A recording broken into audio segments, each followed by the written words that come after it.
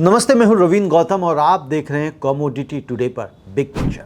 दोस्तों, एक तस्वीर की कल्पना करिए। एक किसान जिसके पास खेत है, पानी है, जमीन उपजाऊ है, पीढ़ियों से चावल उगाता आया है, लेकिन आज वो किसान बाजार से चावल खरीद रहा है।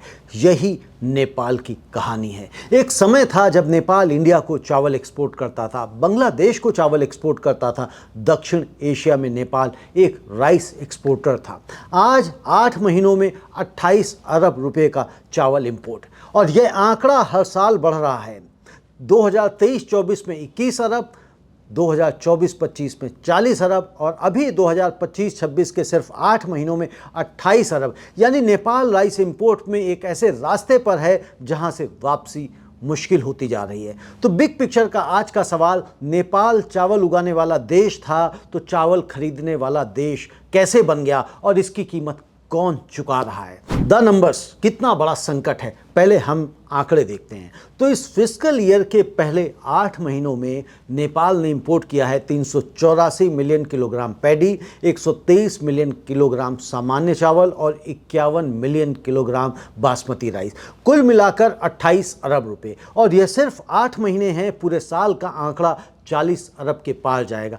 तुलना करिए, 2023-24 में यही आंकड़ा था 21 अरब, यानी एक साल में लगभग 2 गुना। नेपाल को हर साल करीब 38 से 40 लाख मीट्रिक टन राइस चाहिए। देश में उत्पादन होता है 57 लाख मीट्रिक टन पैडी, जिससे निकलता है करीब 35 लाख मीट्रिक टन चावल। यानी गैप है 3 से 5 लाख मीट्रिक टन का, और वो गैप इंपोर्ट से भरना पड़ता है। लेकिन सवाल यह है, यह गैप क्यों है? नेपाल के पास जमीन है, पानी है, जलवायु है, फिर भी ये क्यों? तो द रूट कॉज, जड़ कहाँ है? नेपाल की इस क्राइसिस की जड़ें बहुत गहरी हैं। पहली जड़ जमीन का सिकुड़ना। 2003-04 में नेपाल में 14,77,000 हेक्टेयर्स पर पैडी की खेती होती थी, और आज यह घटकर 14,38,000 हेक्टेयर्स रह गई है। यानी 19 सालों में 82,000 हेक्टेयर्स खेती की जमीन गायब। कहाँ गई? शहरों में, प्लॉटिंग में, रियल एस्टेट में और नदियों के कटाव में। दूसरी जड़ प्रोडक्टिविटी का ठहराव। नेपाल में एवरेज पैडी यील्ड है 3.8 मीट्रिक टन्स पर हेक्टेयर, जबकि चाइना में 6 मीट्रिक टन्स और इंडिया में 4.5, वियतनाम में 5.5। यानी वही जमीन, आधी प्रोडक्टिविटी। क्योंकि सीड्स पुरानी हैं, इरिगेशन सिर्फ 35% खेतों तक है, फर्टिलाइजर समय पर नहीं मिलता और मैकेनाइजेशन नहीं है। तीसरी जड़ है युवाओं का पलायन।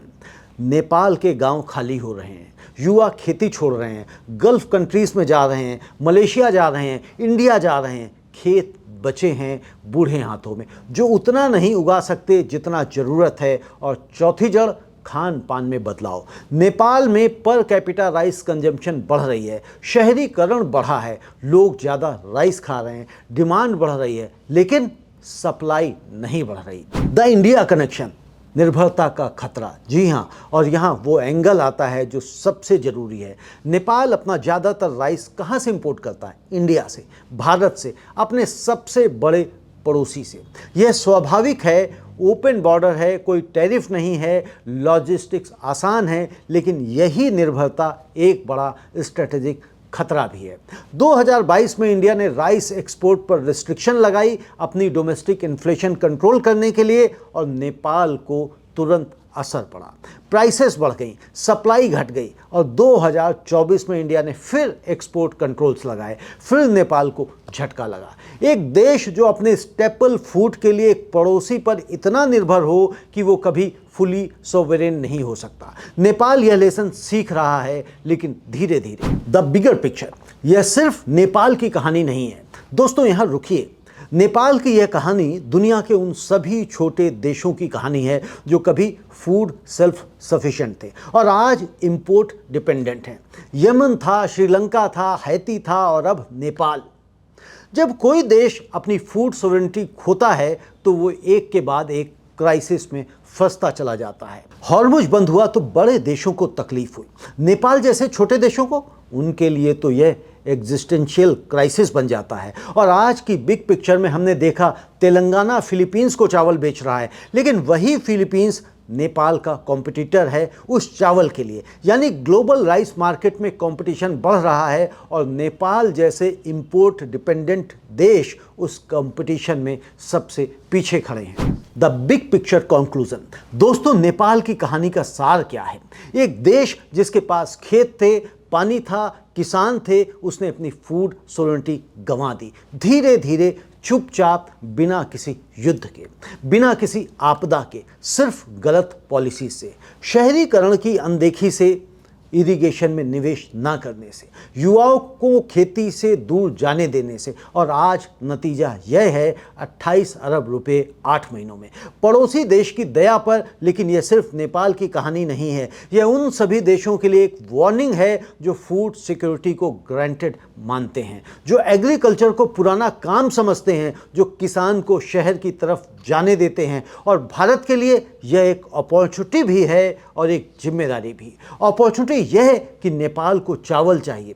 तेलंगाना जैसे राज्य सरप्लस में हैं, G2G डील्स हो सकती हैं। लेकिन जिम्मेदारी यह है कि एक पड़ोसी की फूड डिपेंडेंसी को लिवरेज की तरह इस्तेमाल नहीं करना चाहिए, क्योंकि भूखा पड़ोसी कभी स्टेबल पड़ोसी नहीं होता।